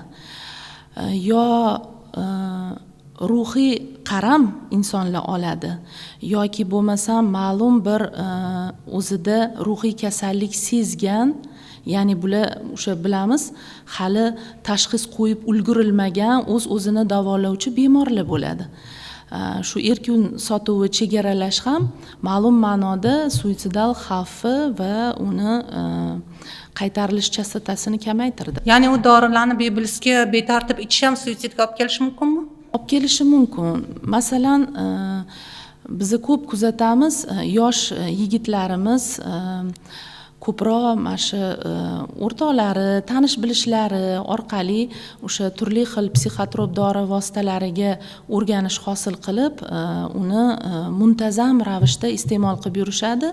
Uni atrofdagilar deyarli sezishmaydi, chunki hozir juda ham dizaynerlik narkotik vositalari deymiz, bularni tashqi ta'siri yoki bemorda bo'ladigan, masalan, ayni yaqqol klinik belgilari bo'lmaydi, kuzatilmaydi va ularni xuddi dorini qabul qilgandek iste'mol qilib yurishlik natijasida, masalan, 4-6 oydan ko'p muddatda muntazam qabul qilib yuradigan yigitlarda murojaat qilganlarida bilamiz, уже sekin-sekin depressiv kayfiyat, disforik kayfiyat deymiz, disforiya kuzatiladi, uyqusizlik kuzatiladi va shu bilan birga suitsidal o'y fikrlar paydo bo'lib boshlaydi. Ya'ni psixotrop dori vositalarini muntazam qabul qilishni o'zi ham, betartib qabul qilishni o'zi ham suitsidal fikrlarni birdaniga qabul qilish yoki birdaniga qabul qilish ham. Shu o'rinda bir savol tug'iladi-da, mana hozir ta'sirlarni aytyapsiz, shu holatga olib kelgan. Ommaviy axborot vositalari, ularda shunday xabarlar chiqishi, shu holat haqida tafsilotlar e'lon qilinishi, bu narsalar ham ta'sir qiladimi? Albatta. Chunki ommaviy axborot vositalarida o'z joniga qasd qilish harakatlari, usullarini yoki o'sha voqea hodisalarni yoritish, provokatsiya, ya'ni yanada qo'zg'atish, shu orqasidan o'sha manipulyativ, ya'ni o'rganadi. O'sha insonlar o'rnak oladi ma'lum ma'noda. O'sha vaziyatga tushganda, masalan, shu xatti-harakatlarni qaytarish fikri paydo bo'ladi. Demonstrativ, manipulyativ xatti-harakat ko'rinishida bo'lishi mumkin. Oxirgi paytlarda qarang, faqat effekti deyiladi. Verter effekti oxirgi paytlarda nafaqat o'zini joniga qasd qilish, masalan, ayollarda kuzatilyapti, bolasini ham birgalikda, masalan, suvga tashlash holati yoki o'sha Olmazorda kuzatdik, bolasini 4-qavatdan, o'zini yuqoriroq qavatdan tashlash holatlari. Bu qanaqa sabab bo'lishi mumkin? Yoki tashxis qo'yib ulgurilmagan bemorlar bo'lishi mumkin yoki o'sha o'tkir affekt holatida, masalan, shizoafektiv buzilishlar deymiz yoki psixogen depressiyalar deymiz, psixotik depressiyalar deymiz. Mana shu psixotik depressiyalar turtki bo'ladi deb o'ylayman.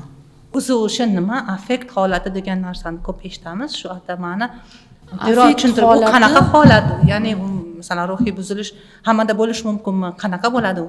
Affekt holati o'ta qo'zg'aluvchan ruhiy zo'riqish natijasida inson reallikni unutib qo'yadi. Demak, bu atrofda bo'layotgan hodisalarni to'g'ri anglamaydi, real anglamaydi boricha.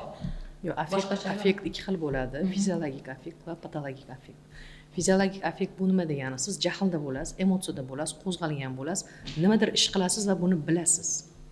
Demak, shuurli holat deyiladi, ya'ni ongli tarzda. Ikkinchisi patologik affekt. Patologik affektda hamma narsani qilib bo'lasizda, xotiringizdan o'chib ketadi o'sha moment. Ya'ni siz eslolmaysiz. Bu o'sha shuursiz holat deyiladi, ya'ni невменяемый degan tushuncha bor-da psixiatriyada. Demak, patologik affekt bu ko'proq kasalliklarda bo'ladi. fiziologik affekt normal insonlarda ham bo'lishi mumkin. Demak, patologik affekt bo'lsa, mana bu sud jarayonlarida bu jinoyat qilgan odamga nisbatan o'sha ayblov qo'yishda foydalaniladi. Masalan, siz normalsiz, sizda fiziologik affekt bo'ldi. Jahl ustida masalan kimgadir pichoq sanchib qo'ydingiz, masalan deylik. Lekin siz buni eslaysiz. Qasddan qildingiz, nimaga qildingiz, ya'ni rejalashtirdingiz. Buning uchun siz jazolanasiz. Lekin o'sha paytda siz xotirani yo'qotdingiz, qo'lingizda pichoq bilan uyg'onib qoldingiz masalan, yoki nimadir vaziyat bo'ldi, siz o'sha moment esingizdan chiqib ketgan. Bu patologik affekt. Patologik affektda bo'ladigan insonlar ko'pincha ruhiy bemorlar hisoblanadi. Ular majburiy davolanishda davolaniladi. O'sha ruhiy kasalliklarni davolash o'zi ambulator, statsionar tarzda bo'ladi va dispanserlarda bo'ladi, kuzatuvda va ruhiy kasalliklar shifoxonasida bo'ladi. Masalan, inson atrofidagilarga zarar yetkazishni boshlaganda va o'zini o'zi nazorat qila olmaganda, uni majburiy ravishda davolanishga yotqiziladi. Masalan, 6 oy muddatga majburiy davolanadi. Keyin o'sha masalan patologik affektga olib kelgan kasalliklar aniqlanadi va o'sha kasalliklar majburiy davolanish kasalxonalarida davolaniladi. Va bu affektni fiziologik yoki patologikligi ham vrachlar komissiyasi orqali tashxislanadi. Ya'ni bemor o'zini ataylab patologik yoki fiziologik affekt holatiga sola olmaydi. Buning uchun mutaxassislar birlashadi va bu holatni aniq tashxislaydi. Shunga ko'ra unga verdikt o'qiladi. Ya'ni u yoki qamoqda o'sha jazoni ozodlikdan mahrum qilishda o'taydi qilgan ishi uchun, yoki agar u patologik affekt holatida bo'lgan bo'lsa, u ruhiy kasalliklar shifoxonasida davolanadi. Tashxis qo'yiladi va o'sha holatdagi olib kelingan kasallik bo'yicha davolanadi. Keyingi so'ramoqchi bo'lgan savolimizga ham qisman javob berdingizda. Haqiqatan ham ba'zan qanaqadir ruhiy kasalligi bor degan ma'lumotnomasi bor, tasdiqlangan bemorlarni qanaqadir boshqalarga hujum qilishi yoki biror jinoyat sodir qilishida afsuski ommada ikkilanishlar bo'ladi. Bu nima deydi? Balkim bir boshqacha qarashdir, balki ma'lumotnomasiga nisbatan ishonchsizlik, balki buni nima deydi, qildirib olgandir, tayyorlatib olgandir degan ikkilanishlar bo'ladi, soxta ma'lumotlar. Demak, sizni tushuntirishingiz bo'yicha bunaqa vaziyatda doim mutaxassisga murojaat qilinadi, ha? Va u bitta mutaxassis bo'lmaydi, bir necha mutaxassis VKKning xulosasi asosida beriladi. Ya'ni bu bemor ruhiy bemormi yoki bu ruhiy sog'lom bemormi? O'sha psixiatriya ko'proq o'sha so'zlashuv, kuzatuv uslubi bo'lgani uchun ko'pincha tashxisni hech qachon bitta vrach qo'ymaydi-da. Ayniqsa bunaqa holatlarni 10 tadan 15 taga yaqin vrachlarning komissiyasi qo'yadi. Va bizda u qonun tomonidan qat'iy belgilangan. O'zi haqiqatdan ham juda ham nima deydi, javobgarligi katta bo'lgan tashxisda ruhiy kasalligi bor deb. Chunki uni butun bir muomala layoqatidan chiqarib yuboradigan narsa-ku. Yana bitta psixotroplar haqida gapirdik, shuni aytib ketay. Mana psixotrop so'zi, psixa degani ruhiyat, trop degani oziqlanish degani. Ya'ni psixotrop deganda bizning xalqimizda qo'rqinchli holat bor-da. Ya'ni bizlarga ham keladi bemorlar, menga psixotroplar qilmaysizlarmi deydi. Men aytaman, bu ruhiy kasallik, men faqat psixotroplar bilan davolayman. Ko'pincha noto'g'ri afsonalar miyasiga o'rnashib qolgan xalqimizdan. Psixotrop o'ziga qaram qilib qo'yadi. Psixotropni ichganidan keyin bolam rivojlanmay qoladi. Psixotropni ichganimdan keyin haqiqiy jinni bo'lib qolaman. Mana shunaqa noto'g'ri qolaman. Noto'g'ri afsonaviy afsonalar bor-da xalqimizning orasida. Shuning uchun psixotroplarning turlari bor. Antidepressantlar, trankvilizatorlar, neyroleptiklar, antikonvulsantlar. Buni vrach kasallikka ko'ra belgilab beradi. Demak, psixotrop degani bu umumiy tushuncha kasallikka ko'ra tashxislanib bemorga buyuriladi. O'shaning uchun psixotrop so'zidan qo'rqmasligini, psixiatrdan qo'rqmasligini tavsiya qilgan bo'lardim. Chunki yil o'tgandan keyin kasallikni davolash imkonsiz bo'lib qoladi. Rezistent holatlar deyiladi. Rezistent degani endi unga dori ta'sir qilmaydi. Shu bilan birga ruhiy kasallikda uzoq vaqt kasallanib yurgan bemorda shu kasallikka oid nuqson paydo bo'ladi. Albatta, defektlar paydo bo'ladi. Defektlar bo'ladi. Bu qaytmas jarayon. Masalan, hissiyoti yo'qolib ketadi. Ya'ni u hissiyotni apatabulik sindrom deyiladi. U befarq umuman tashqi muhitga va o'zida hech qanaqa irodaviy xususiyatlar yo'q. Abuliya degan irodani yo'qolishi degan. Bu orqaga qaytmas jarayon. Aqliy faoliyat orqaga ketadi. Ya'ni hissiyotlarini borgan sari bitta hissiyot tushib qoladi. Tasavvur qiling, u xursand bo'la olmaydi, u xafa bo'la olmaydi, tasavvur qiling. U borib bolasini ko'rib ham xursand bo'lolmaydigan holatga keladi. O'shaning uchun ruhiy kasalliklarni davolamaymiz yoki mana bugungi holatni ayting, bitta qiz oydek qiz, shunaqa endi ko'rsangiz kelin qilaman. Endi men o'zim qaynona bo'lish arafasida turganim uchun menga qiziqda qizlarni anaqasi. Agar men shuni meni qabulimga kelmasa, ko'chada ko'rsam havasim keladi shu qizga. Olib kelishdi, 4 yoshida zo'ravonlikka uchragan ekan. Tasavvur qiling, 4 yoshida. Va o'shandan beri qiz o'zini o'zi qondirib keladi. Nevrozi bor. Va hokazo, juda ko'p kompleks.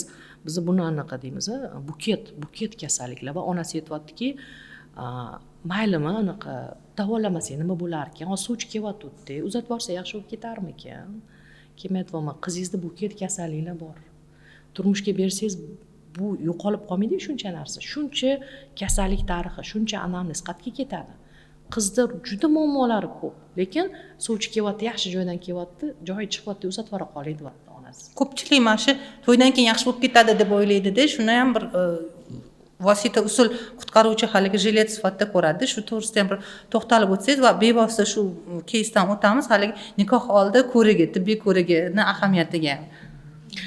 Bu ham bizda qonun tomonidan belgilab berilgan, ya'ni nikohdan o'tuvchilar o'zini roziligi bilan har bitta mutaxassisdan ko'rikdan o'tadi.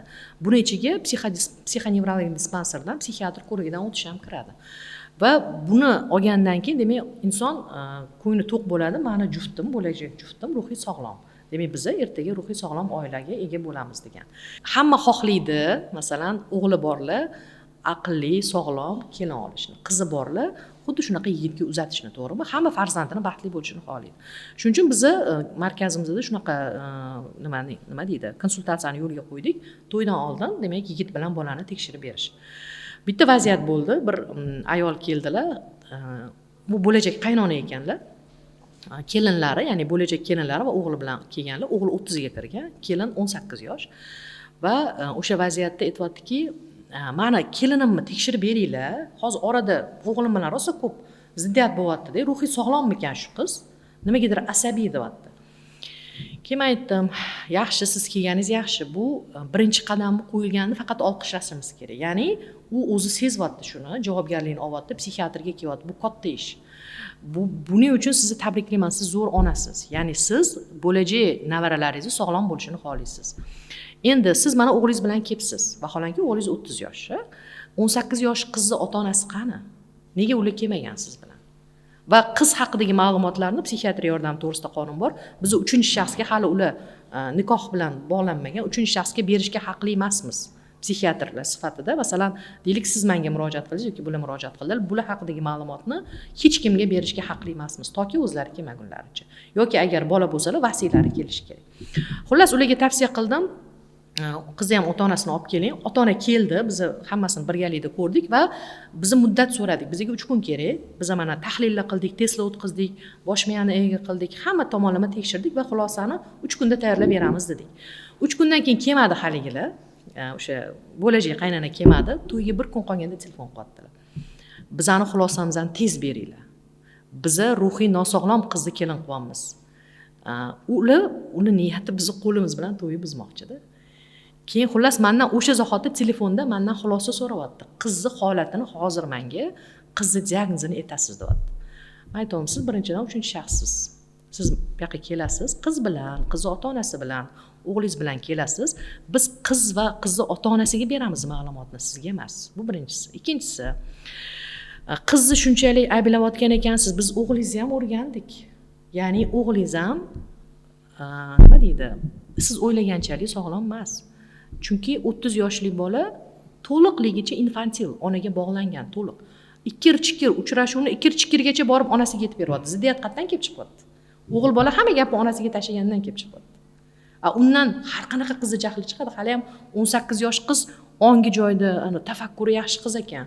Sezyapti yonidagi kattagina erkak ruhiy nosog'lomligini-da. Va bu qizga yoqmayotganligini onasiga bildiryapti. Shuning uchun bular qizni ruhiy nosog'lomga chiqarmoqchi. Vaholanki u yerda tabiiy jarayon. Muammo qizda emas, yigitda. Endi sizni o'g'lingiz, u yana meni o'g'lim sog'lom deb o'yladi. Agar sizni o'g'lingiz haqida ma'lumot kerak bo'lsa, meni oldimga kelsangiz, sizni o'g'lingizni xulosasini tayyor qilib qo'yganman dedim.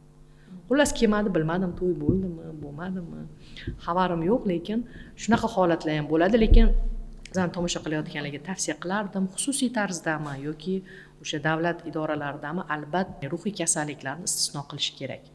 Chunki 18-19 yoshgacha mana shaxs shakllanishida davom etadi. Sog'lom oiladan, destruktiv bo'lmagan oiladan chiqqan ayol ruhiy barqaror bo'ladi, stressga bardoshli bo'ladi, o'zi muammolarni hal qilish ko'nikmasiga ega bo'ladi. Shu narsalar yo'q bo'lsa, ya'ni uyda bu narsa o'rgatilmagan, endi aytdim-ku boya bizda bunaqa ko'nikmalar yo'q va turmushga chiqqandan keyin muammolarni hal qila olmaydi. Men ko'p aytaman, uyga har doim arazlab ketadigan kelinlarimiz ham ruhiy nosog'lom. Ya'ni ular bitta muammo chiqyapti, muammodan qochyapti. Muammoni yechish o'rniga reallikdan qochish deyiladi bu. Mayli bir marta ketsa buni tushunsa bo'ladi. Men arazlagandir, muammo bo'lgandir, lekin qayta ketyapti. Ya'ni bitta muammoni yecha olmayapti haligi qiz. Bu yerda ham ruhiy salomatligida shubha paydo bo'lishi kerak, uni yaqinlari o'rtasida. Endi har doim ham masalan atrofda 5 ta 6 ta o'ziga notanish odamlar, bu qiz bitta o'zi u sharoitga tushgan va yoshligi nuqtai nazaridan ham yecholmasligi mumkin-ku muammolar va shundan o'sha yerdan qochish, o'ziga diskomfort, ya'ni o'zi yecholmasligi uchun har doim ham hamma muammolarni yechishga qodir emasmiz-ku, ming sog'lom bo'lsak ham.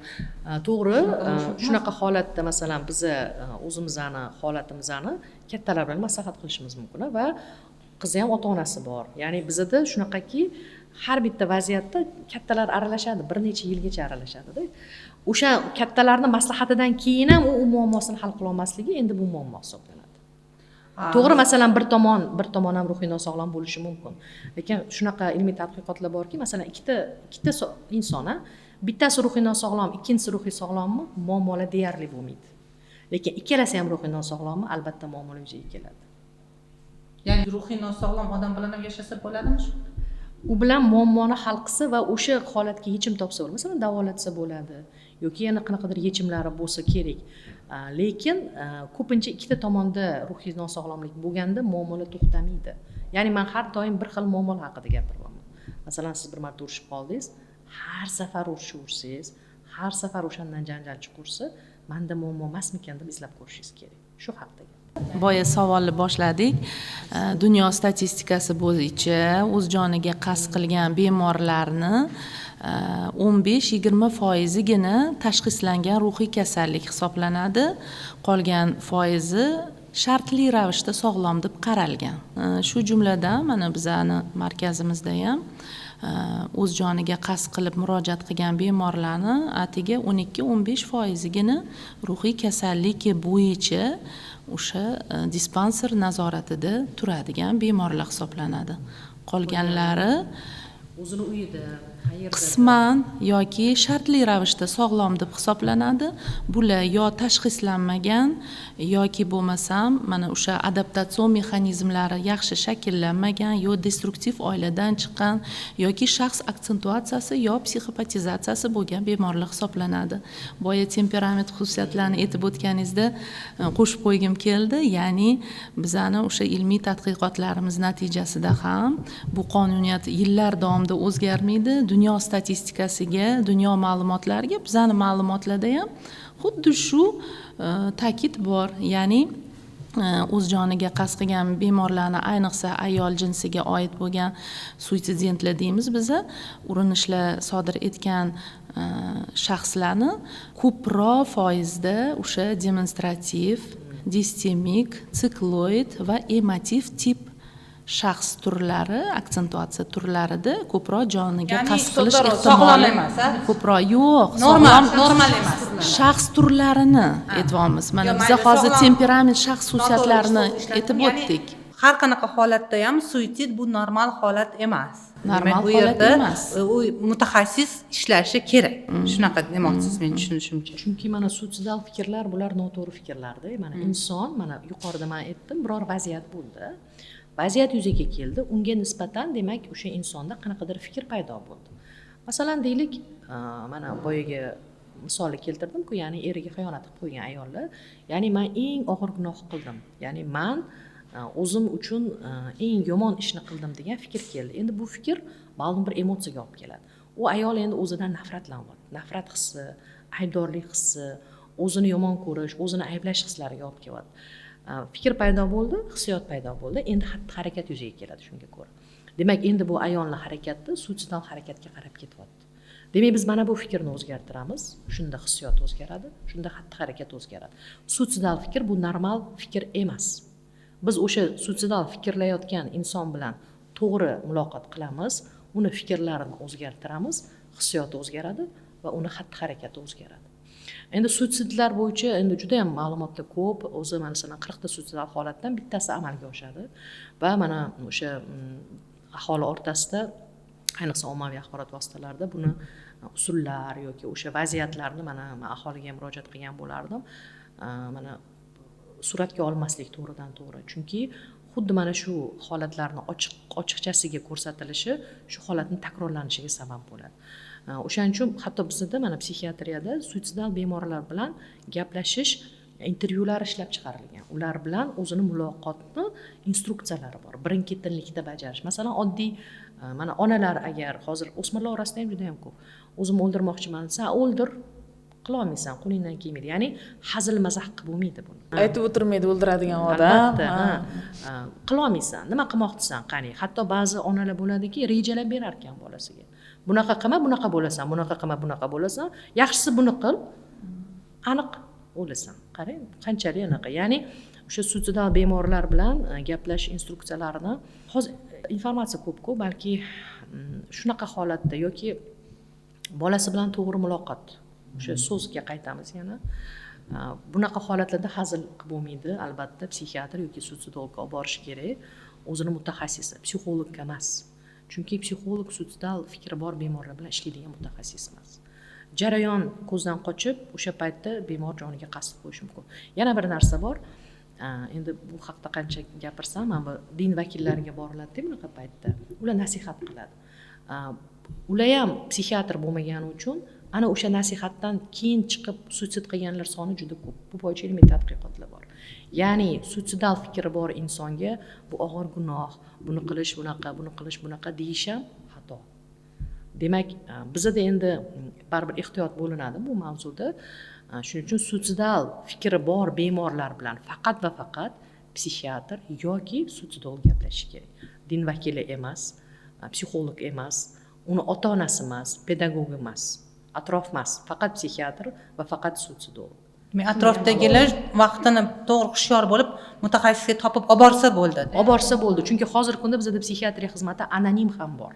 Ya'ni shu mavzuni ham ko'tarmoqchiman. Ko'pchilik qo'rqadi keyin ro'yxatga tushib qolishi. Masalan, bir oniy holat bo'lsa, doimiy emas, shunda keyin bolam jinnilar ro'yxatiga qo'shilib qolib kelajakka ta'sir qilsa mumkin deb, shu ham to'xtatish mumkin, yordam ko'rsatish nima? Albatta, o'shaning uchun hozirgi kunda psixiatriya yordami bizda jahon standartlariga yaqinlashtirilyapti va sizda masalan muammo bormi? Anonim tarzda murojaat qilishingiz mumkin. Siz u yerda ism familiyangizni aytmaysiz, yoshingizni aytmaysiz, pasport ma'lumotlarini aytmaysiz, shunchaki bir shaxs sifatida murojaat qilasiz o'zingizdagi holatni va uchetga olinmaydi birinchi murojaatda yoki konsultativ uchet deyiladi. Ya'ni konsultativ uchetda 6 oylik muddatga, masalan, depressiya bilan inson bordi, davolanishi mumkin, 6 oydan keyin uchetdan chiqariladi. Hech qayerda hech qanaqa ro'yxatda turmaydi. Demak, buni ham alohida ta'kidlashimiz kerak, chunki bizda shunaqa qo'rquv bor, stigma bu ham, ya'ni bir marta murojaat qilsam bo'ldi, bir umr men ro'yxatda qolaman degan. Unaqa emas. Anonim tarzda murojaat qilsa bo'ladi, konsultativ uchet bor va o'sha bemor 6 oy ichida boshqa takrorlanmaydigan bo'lsa, bu uchetdan chiqarib yuboriladi. Bu ham muhim. Ya'ni murojaatlar bemalol bo'lishi kerak-da va hozirgi kunda xususiy mutaxassislar, ya'ni psixiatriya yordami xususiy tarzda ham amalga oshiriladi. Bu aslida o'z joniga qasd qilish xatti-harakati, urinishi ham bu ma'lum ma'noda o'sha jamiyatga, o'sha mikrosotsium, makrosotsium deymiz, bu signal. Shuning uchun ham ko'proq baribir suitsidal urinishlar ko'proq o'sha ma'lum bir vaziyatga yetish uchun, yechim topish uchun, qaysidir qo'ygan nima deydi, o'zini manfaatini amalga oshirish uchun ham bajariladi. Buni ham esdan chiqarishimiz kerak emas. Ya'ni demonstrativ, namoyishkorona, manipulyativ, o'z joniga bo'lmaydi, shunchaki o'zini o'sha paytda qo'yilgan maqsadiga erishish uchun. Lekin baribir shunaqa deb o'ylab suitsidlarga yengil qarash ham to'g'ri Qaralmaydi. emas. Har bitta holat bu alohida signal deb qaralishi va oxiriga yetilishi kerak. Biz hozir demonstrativ suitsidlar haqida gapirdik, ya'ni maqsadga erishish uchun. O'shanda shaxs omili muhim ahamiyatga ega. Isteroid shaxslar bor, ular isteroid shaxslar kimlar? Har bitta nimasida diqqat e'tibor xohlaydigan insonlar, agar o'sha istayotgan narsasi to'g'rilik, osonlik, nima deydi, tinchlik yo'li bilan amalga oshmaydigan bo'lsa, bular endi bunaqa yo'lni tanlaydi. Ya'ni agar o'zimni o'ldirish haqida qo'rqitsam, mani maqsadlarim amalga oshadi. Bunaqa suitsidlar ham bor, lekin shu bo'yicha ham ilmiy tadqiqotlar bor, shunchaki hazillashib ham o'lim bilan yakunlangan holatlar bor. Ya'ni maqsadi suitsid emas edi uni. Shunchaki ko'rsatib qo'yish edi, o'zini nimadir maqsadiga erishishdi, lekin ehtiyotsizlik yuzasidan o'sha holatlar o'lim bilan yakunlanganligi bo'yicha ham ilmiy tadqiqotlar bor. Shuning uchun har qanaqa vaziyatda jiddiy qarash va mutaxassis ko'rigiga borish kerak. Ko'pincha murojaatlar bo'lmaydi-da, bizda murojaat bo'lmagandan keyin psixiatr uyingizga taqillatib bora olmaydi-ku. Ruhiy sog'lommisan deya olmaydi-ku. O'shaning uchun men har doim aytaman, stomatologga, terapevtga, kardiologga, mana ayollar 40 dan oshgandan keyin mammologga borasizmi 1 yilda 1 marta. 1 yilda 1 marta psixiatrga ham boring. Chunki ruhiyat, tana sog'lomligi ruhiyatning sog'lomligiga bog'liq. Bizda mana shunaqa kasalliklar keladiki, yurak urib ketadi, qon bosimi oshib ketadi, hayz buziladi ayollarda, erkaklarda jinsiy mayl yo'qolib qoladi. Ana o'shanda boshqa mutaxassislarga boradi-da, sog'lom chiqadi. Qog'ozlarni ko'rsangiz, mana shuncha bo'lib ketgan, million pul sarflagan. Va hammasi sog'lom deb beradi. Va ular qaytib keladi, oxirida psixiatrga keladi. Mabodo menda shunaqa emasmikin. Keyin ko'rsak, bizning kasallik oddiy shu depressiya, oddiy shu nevroz, uni vegetativ buzilishlari yuzaga chiqqan bo'ladi. Bitta holat bor, o'sa qiziq kes, yaqinda bitta 40 yillik mutaxassisimiz aytib berdilar. Bir odam shu qornida kuchli og'riq bo'lavergan, xirurglarga borgan. Menda appenditsit, tez meni operatsiya qilinglar degan. Xirurglarimiz, O'zbekistondagi xirurglar ko'ryapti, muammo yo'q. Ya'ni qorinni ochishga sabab yo'q. Lekin o'sha odam o'zinikida turibdi va bizani O'zbekistondan chora topa olmagach, Sankt-Peterburgga boradi va qorinni operatsiya qildiradi. Ochsa hech narsa yo'q, yana qaytib yopishadi va qaytib keladi. O'shanda o'sha odam aytgan ekan, bizani O'zbekistondagi xirurglar zo'r ekan. Menda kasallik yo'q ekan, mana ochishdi, pul to'ladim, hech narsa yo'q ekan, qaytib keldi. Keladi psixiatrga keladi, u sinestopatiya deyiladi. Bizda o'sha og'riq bor, lekin sabab yo'q. Ikkita o'sha tabletka bilan yaxshi bo'ladigan holatda. Psixiatrga borgan, 1 hafta, 10 kun, o'sha 1 oy vaqt o'tgan sari ahvoli yaxshilangan. Bunaqa keslarimiz ham bor. Tanada bo'ladi, ko'chib yuradi masalan, xuddi appenditsitga o'xshab og'riq bo'ladi. Yoki mana nevrozda kaskobrazniy deymiz, xuddi boshingizga kaska kiygandek og'riq bo'ladi. Yoki masalan yurak sohasida og'riq bo'ladi. Jinsiy xohish kamayib qoladi. Men oilalar buzilayotganda aytishadi, mana shu xotinimni ko'rib bering. Oxirgi iloj sizga keldik, chunki men bu bilan ajrashmoqchiman, yasholmayman. Nimaga desam, emotsiyasi yo'q, meni kutib olmaydi, menga mehr bermaydi, meni hissiyotlarim bilan nima qilmaydi, qiziqmaydi. Eng muhimi deydi, jinsiy hayotimiz yo'q deydi. Tekshirsak depressiya bo'ladi. Men aytaman, mana shu hayolingizni 1 oy 2 oyda to'g'rilab beramiz. Ajrashishni sal 1-2 oyga cho'zib turing. Ya'ni qoldirib turing. Hozir ayolingizni davolaylik, keyin hal qilasiz nima qilishni. Keyin xursand bo'lib ketishadi, voy meni ayolim kasal ekandek, bilmagan ekanmiz. Bu tuzatsak tuppa-tuzuv ekan-ku deb rahmat aytib ketishadi-da, mana oila saqlanib qoldi. O'shaning uchun ruhiy kasalliklar bu ijtimoiy kasallik bo'lgani uchun ijtimoiy munosabatlarni buzadi. O'shaning uchun eringizdan ko'nglingiz qolyaptimi yoki ayolingizni bemehrlikda ayblashdan oldin ularni 1 marta psixiatr ko'rigiga olib boring. U bor yo'g'i oddiygina kasallik bo'lishi mumkin va oddiy davolanadi. Rahimaxon, Gavhar opa, bugungi mazmunli professional suhbat uchun sizlarga alohida minnatdorchilik bildiramiz. Umid qilamizki, ushbu suhbatimizda aytilgan fikrlar, berilgan bilimlar ko'pchilikka manfaatli bo'ladi. Bizning maqsadimiz shu mavzuni ekspertlar tilidan yoritish va mutaxassislar gapirsin, mutaxassislar fikri albatta ta'sirli, asoslangan, ilmiy asoslangan bo'ladi deb o'yladik va umid qilamanki, bugungi suhbatimiz biz ko'zlagan maqsadga olib boradi va ko'pchilikni albatta hushyor torttiradi, atrofidagi va o'zidagi bo'layotgan voqeliklar, hodisalarga to'g'ri va boshqa to'g'ri rakursdan qarashga olib keladi. Marhamat, Inobatxon, sizda qanday xulosalar bor? Rahmat. O'zimni juda ham ko'p savollarimga javob oldim. Hatto o'ylab ham qoldim ayrim joylarida. Sog'lom odamni psixiatr ko'rigiga olib borish bu noto'g'ri emas. Bu aksincha kerakli, olib borib turish kerak. Yilda bir aytgandek, ayniqsa o'smirlarni, ota-onalar farzandlarini yoki o'zimiz bu o'sha yuqorida aytilgandek tish doktoriga borgandek odatiy hol bo'lishi kerak. Oldini olgan yaxshi, oqibati bilan kurashgandan ko'ra. Rahmat hammaga. Biz bundan keyin ham tez-tez chiqib turishga va'da beramiz. Unaqa uzoq tanaffus bo'lmaydi keyingi sonimizda ham.